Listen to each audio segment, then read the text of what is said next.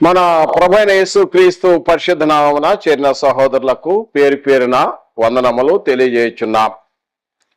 ప్రియమైన సహోదరులారా, దేవుని కృపలో ఈరోజు రక్షణ రెండవ భాగం, సాల్వేషన్ పార్ట్ 2 ఈ యొక్క అంశాన్ని గురించి ఈరోజు మనము తెలుసుకుందాం. అయితే ప్రార్థన చేసుకొని కార్యక్రమం ప్రారంభించుకుందాం. మహాపరిశుద్ధైన తండ్రి, స్తుతి స్తోత్రములు. తండ్రి, పరిశుద్ధాత్మ చేత ప్రేరేపబడిన ఈ లేఖనాలు గనుక మీ యొక్క సహాయం మాకు జరిగించండి. మీరు బోధించండి. కేవలం మంటిఘట్టము, ఈ మంటిఘట్టంలో మాకు ఈ ఐశ్వర్యం ఇచ్చావు, అందుకు కృతజ్ఞతాస్తుతులు స్తోత్రాలు చెల్లిస్తున్నాను తండ్రి. ఈ యొక్క పాఠంలో ఉన్న సత్యాన్ని అందరూ గ్రహించినట్లుగా మనోనేత్రం వెలిగించి సహాయం దయచేయమని యేసుక్రీస్తు నామమున ప్రార్థించి వేడుకొంచున్నాము తండ్రి, ఆమేన్. ప్రియమైన సహోదరులారా, గత వాక్య భాగములో అనగా రక్షణ మొదటి భాగములో మనం నేర్చుకున్న పాఠం ఏమనగా, మనుషులకు రక్షణ అవసరమా? The need man salvation. మనుషులకు రక్షణ అవసరమా అంటే అవసరమని. రెండవది, రక్షణ అంటే ఏమిటి వివరంగా తెలుసుకున్నాం. మూడవది, రక్షణ పొందుట ఎట్లు, ఒక వ్యక్తి ఏ విధంగా రక్షణ పొందుతాడు. రక్షణకు పొందుటకు 5 మెట్లు అని రక్షణ మొదటి భాగములో మనము దేవుని వాక్యము విన్నాం. అయితే ఈరోజు రక్షణ రెండవ భాగములో సాల్వేషన్ పార్ట్ 2 ఈ భాగములో మనము రక్షణ పొందుట వలన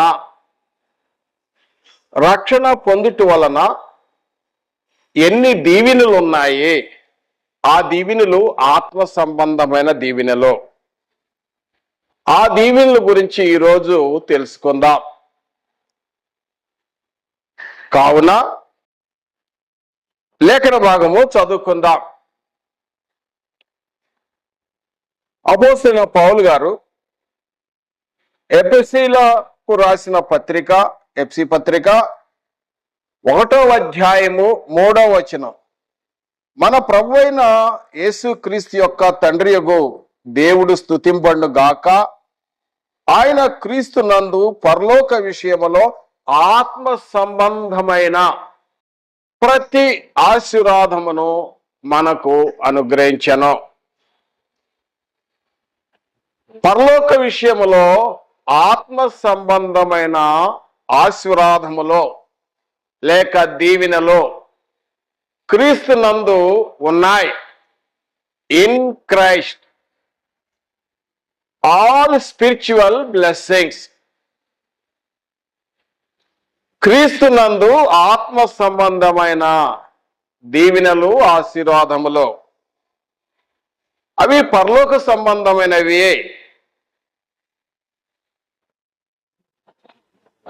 కాబట్టి ఈరోజు పరిశుద్ధ గ్రంథములో ఉన్న ఆత్మ సంబంధమైన ఆశీర్వాదాలు ఎన్నున్నాయో, ఎన్నో ఉన్నాయి. ఎన్నున్నాయంటే ఎన్నో ఉన్నాయని పౌలు గారు ఎఫెసీలో ఉన్న సంఘానికి తెలియజేస్తున్నాడు. పరలోక విషయములో ఆత్మ సంబంధమైన ప్రతి ఆశీర్వాదం పరలోకంలో ఎన్ని ఆశీర్వాదాలు ఉన్నాయో వర్ణించలేం. అనేక ఆశీర్వాదాలు ఉన్నాయి పరలోక విషయంలో. పరిశుద్ధ గ్రంథంలో మనం చదవగలుగుతాం. ప్రతి ఆశీర్వాదం అన్నాడు, ఎవ్రీ బ్లెస్సింగ్స్ అన్నాడు. ఈ ఇన్ క్రైస్ట్, క్రీస్తు నందే దేవుడు ఈ ఆశీర్వాదములో ఉంచాడు.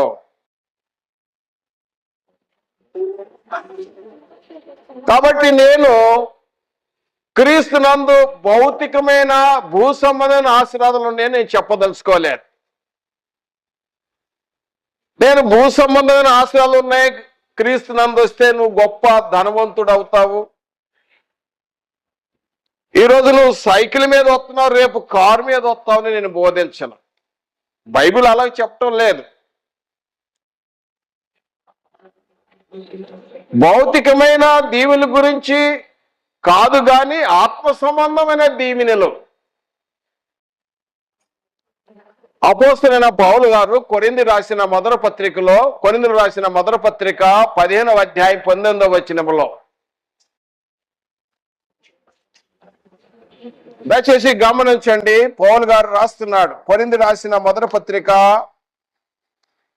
15వ అధ్యాయము, రెజరెక్షన్ చాప్టర్, పునరుద్ధాన అధ్యాయం, అది 19వ వచనంలో, ఈ జీవిత కాలం మట్టుకే మనము క్రీస్తు నందు నిరీక్షించిన వారమైన ఎడల మనుషులందరికంటే దౌర్భాగ్యులము. ఈ జీవిత కాలం మట్టుకే ఈ భూ సంబంధమైన వాటి మీద మనసు ఉంచినట్లయితే మనుషులందరికంటే దౌర్భాగ్యులము. యేసు ప్రభు వారు కూడాను ఈ భూ సంబంధమైన వారు ధనం సమకూర్చమని ఎక్కడ చెప్పలేదు. మత్తయి సువార్తలో 6వ అధ్యాయం 19వ వచనంలో, భూమి మీద మీరు ధనము సమకూర్చుకోవద్దు, పరలోకంలో కూర్చోండి, పరలోకంలో సమకూర్చుకోండి. ఒక నీకు ధనము ఎడల అది దేవుని ధనమై ఉండాలి అన్నాడు లూకాసు వార్త 12వ అధ్యాయంలో. నీ ధనము పరలోక సంబంధం దేవుని ఎడలైన ధనమే ఉండాలి అన్నాడు. అపోస్తల బోధలో కూడా భూ సంబంధమైన వాటి మీద మనసు పెట్టొద్దు. ఫిలిప్పీ పత్రికలో 3వ అధ్యాయము 19-20 వచనాలు అంటాడు, మన పౌరస్థితి పరలోకం మందు ఉన్నది. 19వ వచనం, మీరు భూ సంబంధం మీద మనసు ఉంచుతున్నారు అంటాడు. కొలసీ పత్రికలో 3వ అధ్యాయం 2వ వచనములో, పైనున్న వాటి మీదే మనసు ఉంచండి. యువర్ ఫోకస్, మన ఫోకస్ ఎక్కడంటే పరలోకమ సంబంధమైన వాటి మీద కాదు, భూ సంబంధమైన వాటి మీద కాదు. కనుక నేను భూ సంబంధమైన దీవెని గురించి చెప్పటం లేదు, బైబిల్ అలాగా బోధించటం లేదు. ఎఫ్సీ పత్రిక 1వ అధ్యాయం 3వ వచనం మనం చదివినాం, మన తండ్రి అయిన దేవుడు స్తుతింపబడుగాక అని చెప్పి క్రీస్తు నందు పరలోక విషయంలో ఆత్మ సంబంధమైన ప్రతి ఆశీర్వాదము అనుగ్రహించాను. When you are in Christ, ఎప్పుడైతే నువ్వు క్రైస్తుడు అయ్యావో, ఎప్పుడైతే నువ్వు రక్షింపబడ్డావో అప్పుడే నీకు ఆత్మస్వన ఆల్ స్పిరిచువల్ బ్లెస్సింగ్స్ ఉన్నాయి.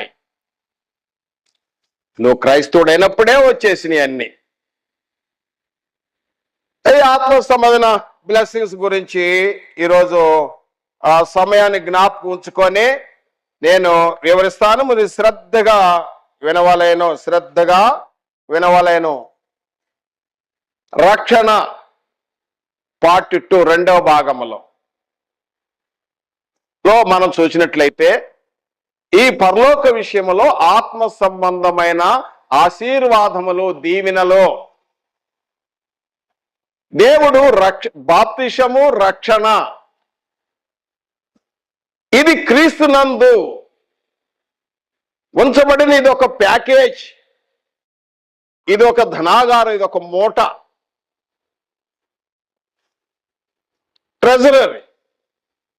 ఏమిటంటే ఒక వ్యక్తి బాప్తిసం రక్షణ పొందిన తర్వాత క్రీస్తు నందు ఉన్న దీవెనలు ఏంటి? ఇవి కూడా ఆత్మ సంబంధమైనవే. వాటిని వివరంగా మనం తెలుసుకుందాం. మొదటగా చూసినట్లయితే పెంతెకోస్తు దినాన అపోస్తలుడైన పేతురు గారు ప్రసంగంలో, ఆయన గొప్ప ప్రసంగం, గ్రేట్ ప్రసంగం అది, మరియు జీవము కలిగి ఉన్నాం. ఆ జీవము క్రీస్తు నందున్నది, జీవ ప్రదాత క్రీస్తు. తర్వాత చూడండి నా ప్రియ సహోదరుడా, తర్వాత బ్లెస్సింగ్స్ చూసినట్టయితే, మరియు 8వ బ్లెస్సింగ్ ఏంటంటే, ఎప్పుడైతే నువ్వు క్రీస్తు నందున్నావో నీ పేరు జీవ గ్రంథంలో, పరలోకమందు దేవుని దగ్గర ఉన్న జీవ గ్రంథంలో నీ పేరు వ్రాయబడి ఉన్నది. ప్రకటన గ్రంథము 13వ అధ్యాయము 8వ వచనములో, ప్రకటన గ్రంథము 13వ అధ్యాయము 8వ వచనములో మనం గమనించినట్టయితే, ఎవరి పేరు జీవ గ్రంథమందు వ్రాయబడినదో, వ్రాయబడలేదో, వ్రాయబడని వారు భూ సంబంధులైతే, వ్రాయబడిన వారు జీవ గ్రంథంలో వ్రాయబడిన వారు క్రీస్తునందున్న వారు, గొర్రె పిల్ల యొక్క రక్తంతో విమోచింపబడిన వారు అంటాడు. ప్రకటన గ్రంథము, దయచేసి గమనించండి, ప్రకటన గ్రంథము 13వ అధ్యాయములో, 13వ అధ్యాయం, ప్రకటన గ్రంథము 13వ అధ్యాయము 8వ వచనములో అంటాడు. 8వ వచనములో, నా ప్రియ సహోదరుడా, ఈ విధంగా వ్రాయబడి ఉంది. ఈ విధంగా భూమి వాసులందరూ అనగా జగత్ ఉత్పత్తి మొదలుకొని వధింపబడి ఉన్న గొర్రె పిల్ల యొక్క జీవ గ్రంథములో, జగత్ ఉత్పత్తి ఎప్పుడైతే ఈ సృష్టి మొదలైందో అప్పటి నుండి గొర్రెపిల్ల యొక్క జీవ గ్రంథము, గొర్రెపిల్ల అంటే లోక పాపలు మోసుకొని దేవుని గొర్రెపిల్ల యేసుక్రీస్తు దగ్గర జీవ గ్రంథం ఉంది. ఆ రక్తముతో జగత్తు పునాది వేయబడక ఇది దేవుని సంకల్పము. పేతురు గారు అంటాడు, పేతురు రాసిన మొదటి పత్రికలో, దయచేసి గమనించండి సత్యాన్ని, క్రీస్తునందు దీవెనలు నేను చదువు చెప్తున్నాను, వివరిస్తున్నాను. పేతురు రాసిన మొదటి పత్రిక 1వ అధ్యాయము 18, 19, 20 వచనాల్లో చదువుతున్నాను. పితృపారంపర్యమైన మీ వ్యర్థ ప్రవర్తన విడిచిపెట్టినట్లుగా వెండి బంగారం అంటే క్షయ వస్తువుల చేత మీరు విమోచింపబడలేదు, కానీ అమూల్యమైన రక్తము చేత, అనగా నిర్దోషము నిష్కలంకమైన గొర్రెపిల్ల వంటి క్రీస్తు రక్తము చేత విమోచింపబడుతురని మీరు ఎరుగుదురు కదా. ఆయన జగత్తు పునాది వేయబడక మునిపే, జగత్తు మొదల దగ్గర నుండి జగత్తు పునాది వేయబడక, ఈ సృష్టి యావత్తు జరగకముందే ఆయన సంకల్పంలో ఉన్నా నీవు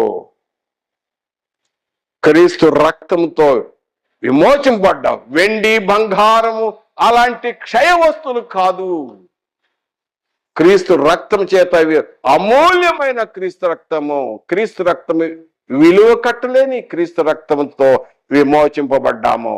క్రీస్తునందున్న వారు దీవెనల గురించి చదువుతున్నాం. తర్వాత నా ప్రియ సహోదరుడా, చూసినట్లయితే మనము తర్వాత 9వదిగా దీవెన మనం చూస్తున్నాం. 9వ దీవెన ఏంటంటే, అపోస్తలుడైన పౌలు గారు గలతీయులకు రాసిన పత్రిక 3వ అధ్యాయము 27, 28 వచనాల్లో చెప్తున్నాడు, క్రీస్తు యేసులోనికి బాప్తిసం పొందిన మీరందరూ క్రీస్తును ధరించుకొని ఉన్నారు. You put on Jesus Christ. క్రీస్తును ధరించుకొని ఉన్నావు. క్రీస్తులోనికి బాప్తిసం ఎప్పుడు పొందావో, నువ్వు రక్షణ పొందావో, రక్షణ పొందగానే నువ్వు సంఘంలో చేర్చబడ్డావు. రక్షణ పొంది క్రీస్తును ధరించుకొని క్రీస్తు శరీరంలో ప్రవేశించావు.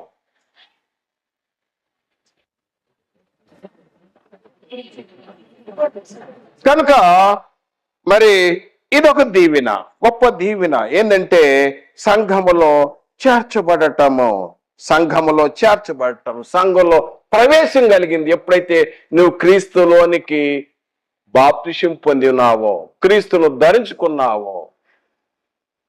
ఇది ఉచిత కృప. ఇందులో నో డొనేషన్, నో అడ్మిషన్, ఏ ఫీజులు లేవు ఇందులో. ఇది ఉచిత కృప అంటాడు.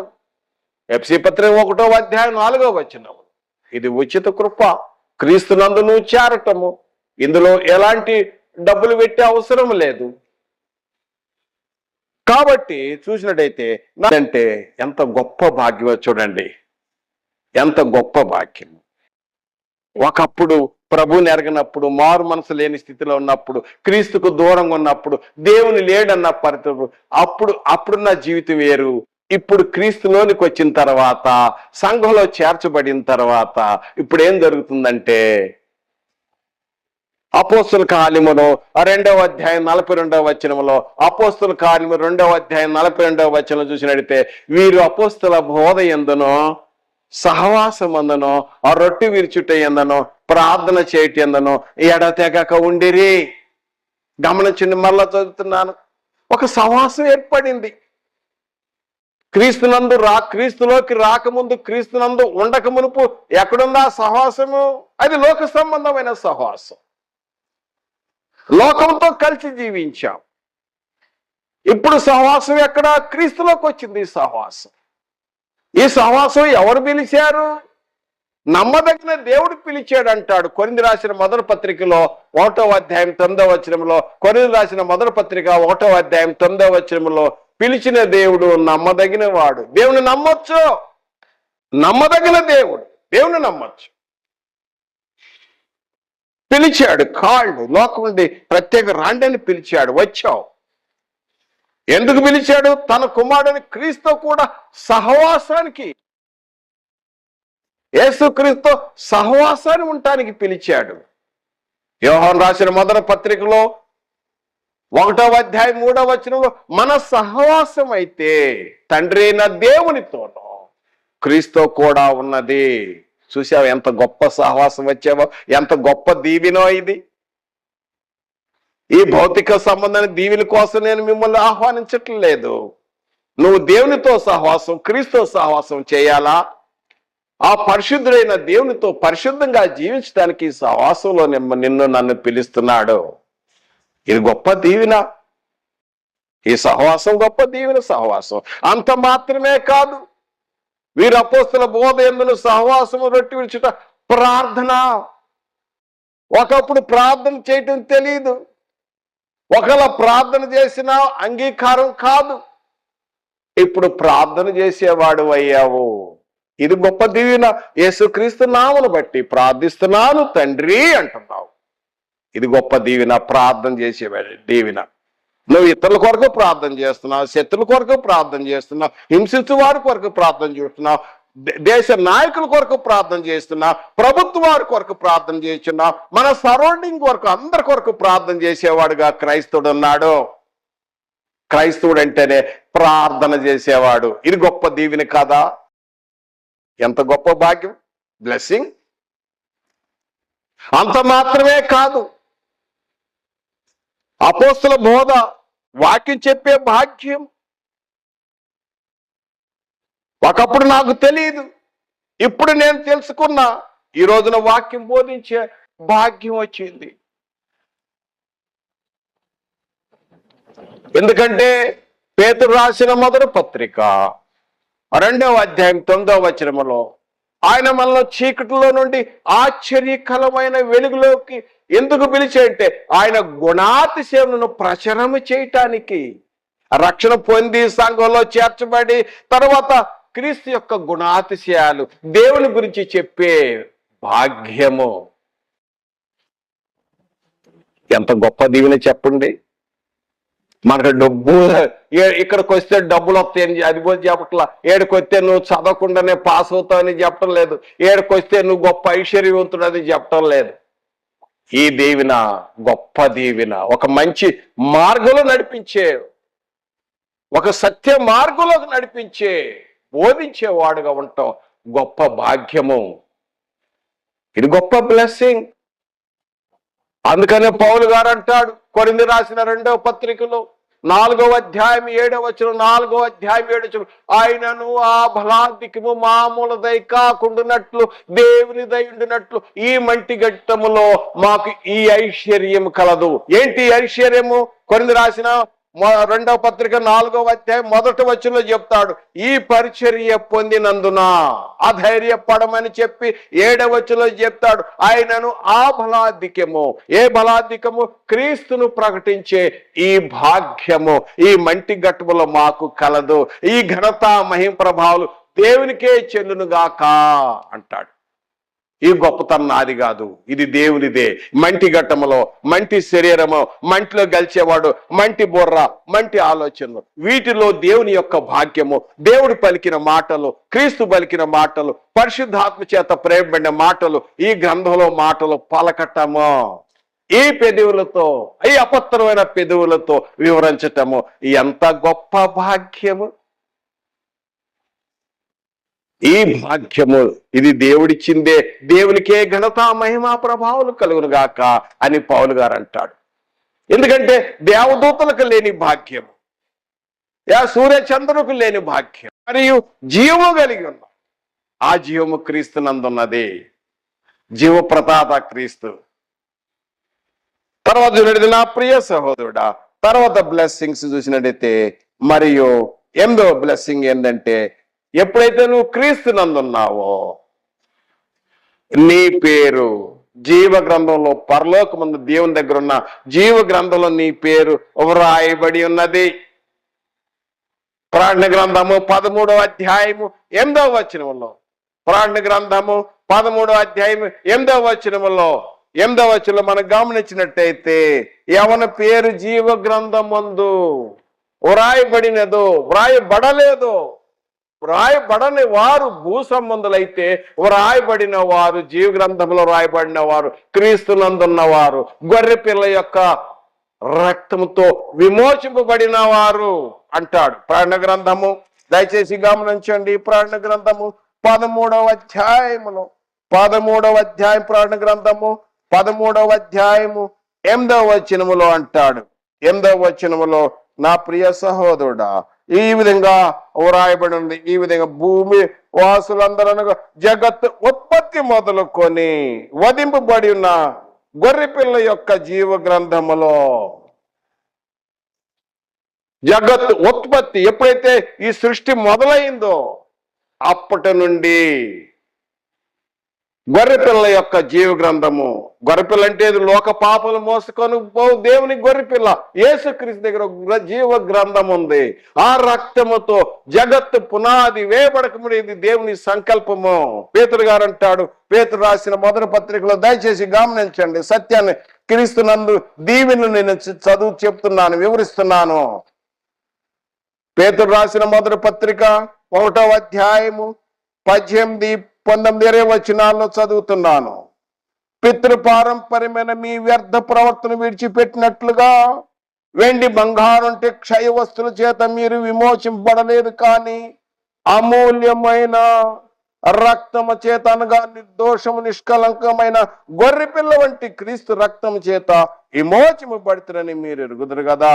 ఆయన జగత్తు పునాది వేయబడక మునిపే, జగత్తు మొదల దగ్గర నుండి జగత్తు పునాది వేయబడక, ఈ సృష్టి యావత్తు జరగకముందే ఆయన సంకల్పంలో ఉన్నా నీవు క్రీస్తు రక్తంతో విమోచింపబడ్డావు. వెండి బంగారము అలాంటి క్షయ వస్తువులు కాదు, క్రీస్తు రక్తం చేత అమూల్యమైన క్రీస్తు రక్తము, క్రీస్తు రక్తము విలువ కట్టలేని క్రీస్తు రక్తంతో విమోచింపబడ్డాము. క్రీస్తునందున్న వారు దీవెనల గురించి చదువుతున్నాం. తర్వాత నా ప్రియ సహోదరుడా, చూసినట్లయితే మనము తర్వాత 9వదిగా దీవెన మనం చూస్తున్నాం. 9వ దీవెన ఏంటంటే, అపోస్తలుడైన పౌలు గారు గలతీయులకు రాసిన పత్రిక 3వ అధ్యాయము 27, 28 వచనాల్లో చెప్తున్నాడు, క్రీస్తు యేసులోనికి బాప్తిసం పొందిన మీరందరూ క్రీస్తును ధరించుకొని ఉన్నారు. You put on Jesus Christ. క్రీస్తును ధరించుకొని ఉన్నావు. క్రీస్తులోనికి బాప్తిసం ఎప్పుడు పొందావో, నువ్వు రక్షణ పొందావో, రక్షణ పొందగానే నువ్వు సంఘంలో చేర్చబడ్డావు. రక్షణ పొంది క్రీస్తును ధరించుకొని క్రీస్తు శరీరంలో ప్రవేశించావు.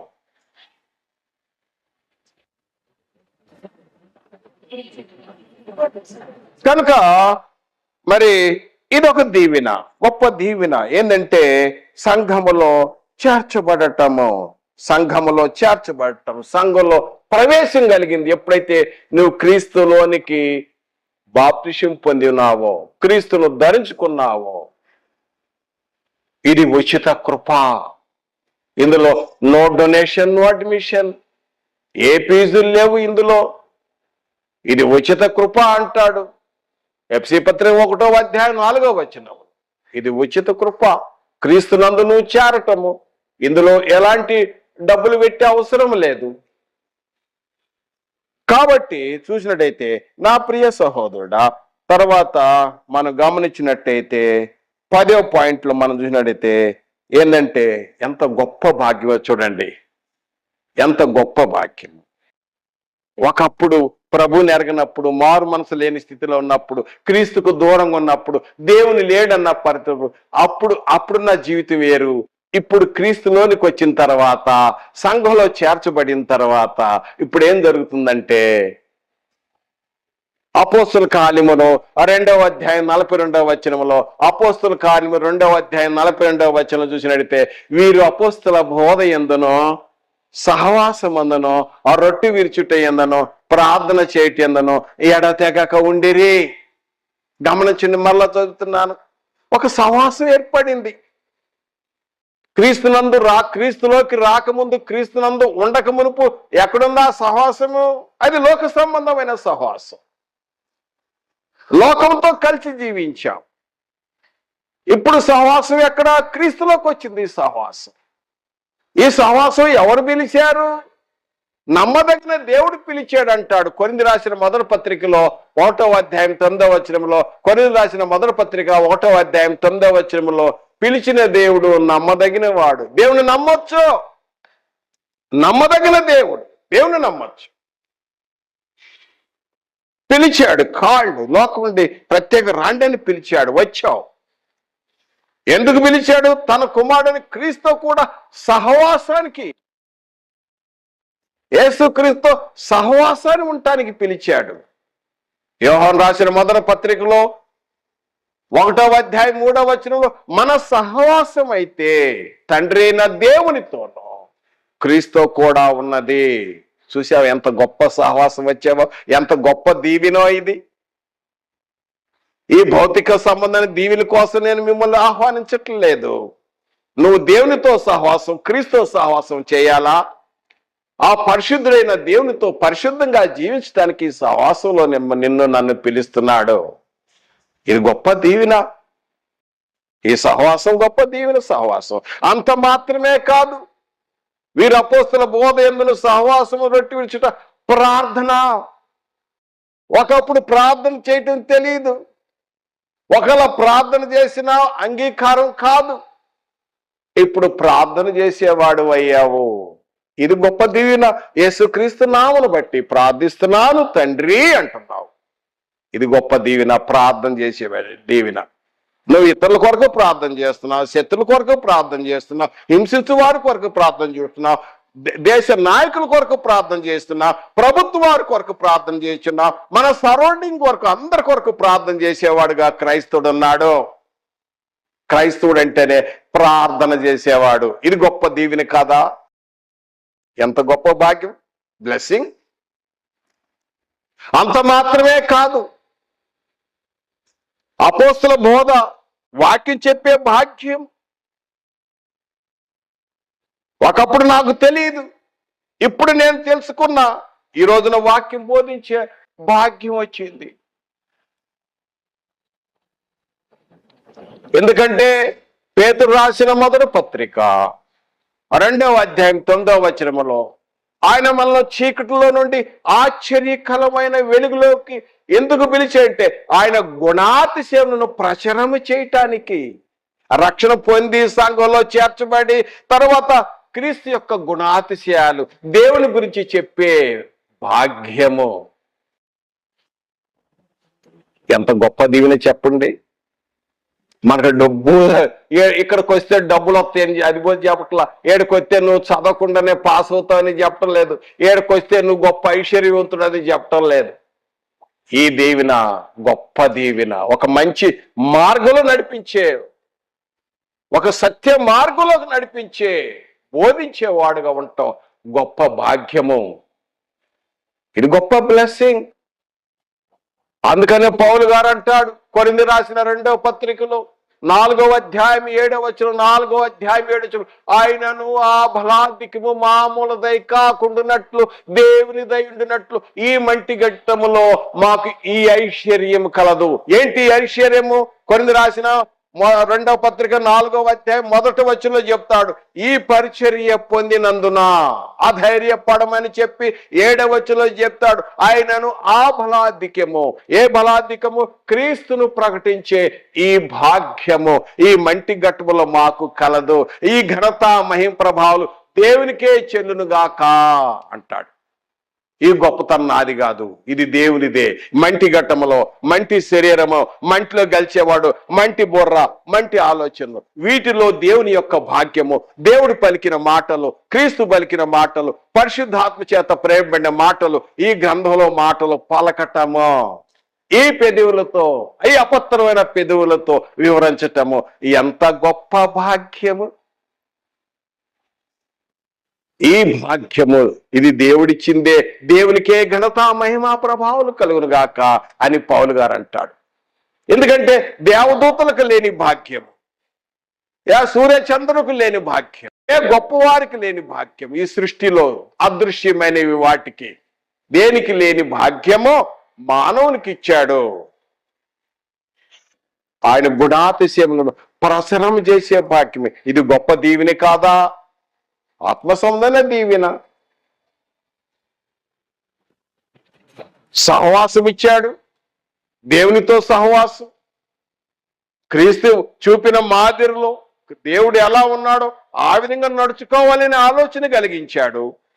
క్రీస్తు ఎలా ఉన్నాడో క్రీస్తు మాదిరి జీవితంలో, ఇందులో దేవుని ప్రేమ ఉన్నది. సహవాసంలో ఉంటున్నాం, ప్రార్థన చేసేవారుగా ఉంటున్నాం, అదేవిధంగా ఇతరులకు ఒక మంచి మార్గంలో నడిపించేవారుగా ఉంటున్నాం. ఇది గొప్ప దీవెన కాదా? తర్వాత చూసినట్టయితే నా ప్రియ సహోదరుడా, చూసినట్టయితే మరి బ్లెస్సింగ్స్ లో 10వ బ్లెస్సింగ్ చూసినట్టయితే ఇన్ క్రైస్ట్, క్రీస్తు నందు మనం ఏమై ఉన్నామంటే, పేతురు భక్తుడు అంటాడు క్రీస్తు నందు మనం ఏమై ఉన్నాం. పేతురు రాసిన మొదట పత్రిక 2వ అధ్యాయము 9వ వచనములో, అయితే మీరు చీకటిలో నుండి ఆశ్చర్యకరమ తన వెలుగులోనికి మిమ్మును పిలిచిన వాని గుణాతిశయముల ప్రచురము చేయ నిమిత్తము ఏర్పరచబడిన వంశము, ఆ రాజులైన యాజక వంశము, పరిశుద్ధ జనము, దేవుని సొత్తైన ప్రజలు. ఇదొక గొప్ప దీవెన. మళ్ళీ ఎక్కడి నుంచి పిలిచాడట? చీకటిలో, అంధకారం. పౌలు గారు అవుతాడు, ఆయన మనల్ని అంధకార సంబంధమైన అధికారముల నుండి విడుదల చేసి క్రీస్తు రాజ్యంలో ప్రవేశపెట్టిన అంటాడు. ఇక్కడ పేతురు గారు అంటాడు, చీకటిలో నుండి. అంధకారము చీకటి ఒకటే. ఆ చీకటి అంధకారం ఎవరిదంటే అపవాదిది, సాతాను అంధకారము. అక్కడి నుండి విడుదల చేసి దేవుని రాజ్యము, క్రీస్తు రాజ్యంలో ప్రవేశించి క్రీస్తుని గురించి, దేవుని గురించి చెప్పే భాగ్యం ఇచ్చి, మరి పరిశుద్ధ జనంగా ఉంచి, తాను తన ప్రజలుగా చేసుకొని, అంత మాత్రమే కాదు, గొప్పవాడుంది ఆ రాజులైన యాజక సమూహం. ఇంగ్లీష్ పదంలో రాయల్ ప్రీస్ట్హుడ్ అని ఉంది. Royal priesthood. వాస్తవానికి పాత నిబంధనలో రాజు, యాజకులు ఏం చేసేవాళ్ళు? రాజు యుద్ధాలు చేసేవాడు, ప్రజలను కాపాడాడు. యాజకుని పని ఏంటి? దేవాలయములో బలి అర్పణ కార్యాలు, అర్చన ఆచారాలు, దేవాలయం పనులు చూసుకునే పని ప్రీస్ట్ పని, యాజకుని పని. ఇప్పుడు ఇన్ క్రైస్ట్, క్రీస్తునందు ఏం చేశాడు? రాజుగాను యాజకునిగాను. ఎందుకంటే రారాజు క్రీస్తు అయిన, రాజులకు రాజు అయిన క్రీస్తునందు మనం రాజుగాను యాజకులుగా చేశాడు. రెండో చేసినాయి. వాస్తవానికి పాత నిబంధనలో రాజు చేసే పని రాజుది, యాజకుడు చేసే పని యాజకుడి పని రాజు చేయటానికి వీల్లేదు, రాజు చేసే పని యాజకుడు చేయటానికి వీల్లేదు. కానీ కొత్త నిబంధనలో in Christ, if you are in Christ, నువ్వు క్రీస్తునందు ఉన్నావా, నువ్వు రక్షణ పొంది ఉన్నావా, ఇది గొప్ప దీవెన. ఏంటా దీవెన? రాజులైన యాజక సమూహం. ఒక యాజకుడైపోయావు. ఎంత గొప్ప దీవెన! ఈ విధంగా చెప్తే అనేక దీవెనలు ఉన్నాయి. నేను సమయాన్ని జ్ఞాపకం చేసుకొని మరి ఒక దీవెన చెప్పేసి ఈరోజు కార్యక్రమం చూద్దాం, చేద్దాం. దయచేసి చూడండి, ఇంకొక దీవెన ఎంత గొప్ప దీవెనో యాకోబు భక్తుడు అంటాడు 2వ అధ్యాయము, ఎంత దీవెనో క్రీస్తునందు, ఎంత గొప్ప దీవెనో నేను ఆశీర్వాదం ఉందో చూస్తున్నా. 2వ అధ్యాయము 5వ వచనంలో, నా ప్రియ సహోదరులారా ఆలకించుడి, ఈ లోక విషయంలో దరిద్రులైన వారిని విశ్వాసమందు భాగ్యవంతులుగాను, తన్ను ప్రేమించిన వారు తాను వాగ్దానం చేసిన రాజ్యమునకు వారసులుగా ఉండుటకు దేవుడు ఏర్పాటు చేసుకోనలేదా? దేవుడు ఏర్పాటు చేసుకున్నాడు. ఏంటంటే ఈ లోకములో నీవు దయచేసి గమనించి, నా ప్రియ సహోదరులారా ఆలకించండి, ఈ లోక విషయంలో నువ్వు దరిద్రుడిగా ఉన్నావా? నువ్వు పేదవాడుగా ఉన్నావా? భయపడే అవసరం లేదు. కానీ క్రీస్తునందు పరలోక విషయంలో నువ్వు భాగ్యవంతుడు, ఐశ్వర్యవంతుడు. ఈ భూలోకములో అనేక మంది ధనవంతులు ఉంటారు. ప్రపంచంలో టాప్ 10 ధనవంతులు ఉంటారు.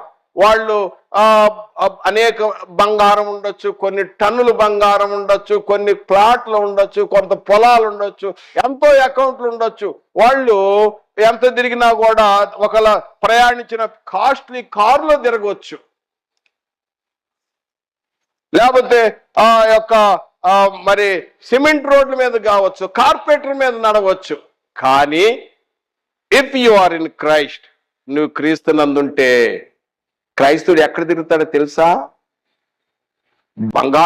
బంగారం మీద నడిచే వాళ్ళు ఎవరు ఉండరు. ఎంత ధనవంతుడైనా కూడా బంగారం మీద నడిచే వాళ్ళు, బంగారు రోడ్లు ఎవరికి ఉండవు. ఆత్మ సంబంధమైన నుంచి అలంకారంగా చెప్పబడింది. క్రైస్తవుడు పరలోక విషయంలో పొందబోయే ఆ నిత్యత్వములో మరి బంగారు వీధులు అంటే బంగారంతో పోల్చాడు. ఈ బంగారు వెండి క్షయమయ్యాయే, ఈ భూ సంబంధమే. కానీ ఆత్మ సంబంధమైన దీవెనలో ఇన్ని దీవెనలు క్రీస్తునందు ఉన్నాయి. రక్షణ 2వ భాగములో మనము క్రీస్తునందు ఆత్మ సంబంధమైన పరలోక సంబంధమైన దీవెనలు చదివినాం. ఎన్ని దీవెనలో మరొకసారి నేను జ్ఞాపకం చేస్తున్నాను. ఇది రక్షణ, బాప్తిసము, రక్షణ క్రీస్తునందు ఇది ఉంచబడిన, ముడివేయబడిన ఒక ప్యాకేజీ అని చెప్పుకున్నాం. ఇందులో ఉన్న దీవెనలు అన్ని కూడా, ఈ ఆశీర్వాదాలన్నీ, దీవెనలన్నీ కూడా క్రీస్తునందే దేవుని సంకల్పంలో ఉంచాడు. మొదటిదిగా చూసినట్టయితే నీవు రక్షింపబడ్డావు, సంఘంలో చేర్చబడ్డావు, పరిశుద్ధాత్మని వరం పొందావు. ఇందులో సంఘంలో చేర్చబడటానికి no admission fee, no donation fee, no ఎలాంటి ఫీజు, ఉచిత కృప. 2వదిగా చూసినట్టయితే పాపాలు కడిగివేయబడుతున్నాయి. 3వదిగా చూసినట్టయితే పాప విమోచన కలిగింది. 4వ తరగతి చూసినట్టయితే ఏ శిక్షా విధి లేదు క్రీస్తునందు, నీ పాప రుణమాఫీ జరిగింది. 5వది తర్వాత 6వది చూసినట్టయితే, 6వదిగా చూసినట్టయితే ఒకప్పుడు దేవుని దూరంగా ఉన్నావు, దేవుని ఎరగని వారుగా ఉన్నావు. ఇప్పుడు ఇజ్రాయెల్ ప్రజలతో సమాన వారసులుగా ఈక్వల్గా వచ్చావు. ఇజ్రాయెల్ ప్రజలతో ఈక్వల్గా వచ్చావు. వాళ్ళు భౌతిక సంబంధం అయితే మనం ఆత్మ సంబంధమైన విషయంలో ఈ విధంగా ఇజ్రాయెల్ ప్రజలను ఏర్పరచుకున్నట్టే క్రీస్తునందు మనల్ని కూడా ఏర్పరచుకున్నాడు. తర్వాత చూసినట్టయితే నా ప్రియ సహోదరు, తర్వాత చూసినట్టయితే 7వదిగా చూసినట్టయితే నిజమైన దేవుని క్రీస్తు ద్వారా, అసలైన నిజమైన దేవుని క్రీస్తు ద్వారా మనం చేరగలుగుతున్నాం. 8వదిగా చూసినట్టయితే పరలోకంలో నీ పేరు జీవ గ్రంథంలో రాయబడింది. తర్వాత చూసినట్టయితే నువ్వు క్రీస్తును ధరించుకొని ఉన్నావు, సహవాసంలో ఉన్నావు, ప్రార్థన చేసేవాడుగా ఉన్నావు, ఆయన గుణాతిశయములు బోధించేవాడుగా ఉన్నావు. క్రీస్తునందు నువ్వు రాజులైనా యాజక సమూహం అయ్యావు. క్రీస్తునందు ఆఖరగా క్రీస్తునందు నువ్వు క్రీస్తునందు ఉన్నట్లయితే ఈ లోకంలో పేదవాడైనా కూడా ఒకవేళ ఎలాంటి నీకు సొంత ఇల్లు లేదా, నువ్వు ఇబ్బందుల్లో ఉన్నావా, నీ కష్టాల్లో ఉన్నావా, నువ్వు బాధల్లో ఉన్నావు, డజంట్ మ్యాటర్, పర్వాలేదు. నువ్వు క్రీస్తునందుంటే పరలోక విషయంలో నువ్వు గొప్ప భాగ్యవంతుడవు, గొప్ప ఐశ్వర్యవంతుడవు. ఇవి క్రీస్తునందు ఉన్న ఆత్మ సంబంధమైన పరలోక విషయంలో ఆత్మ సంబంధమైన దీవెనలు. ఈరోజు మీరెంత ఓపికతో విన్నారు. వందనములు. చిన్న ప్రార్థన చేసుకుందాం. పరిశుద్ధన తండ్రి, స్తుతి స్తోత్రాలు. క్రీస్తునందు మాకు ఉంచిన పరలోక విషయంలో ఆత్మ సంబంధమైన ఆశీర్వాదాలను బట్టి కృతజ్ఞతలు చెల్లిస్తున్నాం తండ్రి. మీ చిత్తమైతే మరి పార్ట్ 3లో రక్షణ 3వ భాగంలో మేము కూడుకుంటకు సహాయం దయచేయమని యేసుక్రీస్తు నామమున ప్రార్థించి వేడుకొంచున్నాము తండ్రి. ఆమేన్.